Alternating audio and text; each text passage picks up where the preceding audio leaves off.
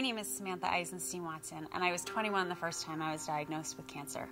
When I went through my cancer treatment, my parents and I waged a 2-year war with our insurance company about whether or not my bone marrow transplant was covered. In the end, the insurance company had to pay, but only after a stressful and emotionally draining series of phone calls, arbitrations, and refusals.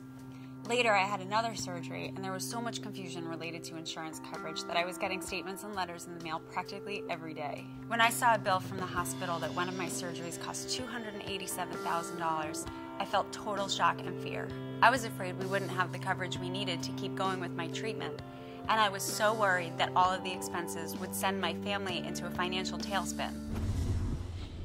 People with cancer, when they get diagnosed, they're not thinking about insurance, they're not thinking about any of that, and you almost need to fill out all the paperwork right when you find out and find out what's going to be going on, so that when it gets 2-3 years into this, you have a little bit of knowledge on coverage. When I got an explanation of benefits from my health insurance company, I would match it up to the bill before I would ever pay a bill. So I would sometimes get a second bill from Hopkins, and I'd call and say, sorry, I have no proof from my insurance company that I owe you this money, so I'm not paying you this money.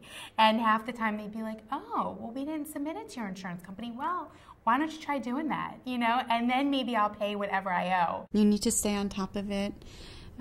You need to make sure that when the bills come in from the hospital, they send bills very quickly, they turn over, that you're not double paying for bills, but that you take notes on your conversations that you have with any billing departments, that, if you're getting reimbursement for any of your payments, that you stay on top of the health insurance for that.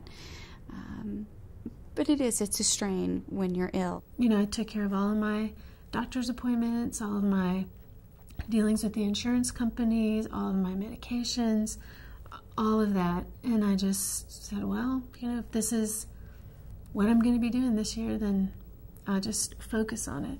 And that, I think, really helped me treat it in a different way as opposed to letting it happen to me. If you're going through cancer treatment and need help taking care of your bills and medical expenses, you need to be proactive. If you don't find someone in a doctor's office or a hospital social worker that can be your advocate, then get online and start searching. There's money out there to help you pay your bills, and organizations are available to help you navigate the healthcare system. I know because I started one. If organizations require you to submit a form or make a call, then do it. Take notes, keep records, make copies, follow up with people you talk to on the phone. Chances are that you will find someone who has been through the exact same thing you're dealing with. With so many young adult cancer survivors out there nationwide, there's no need to feel alone.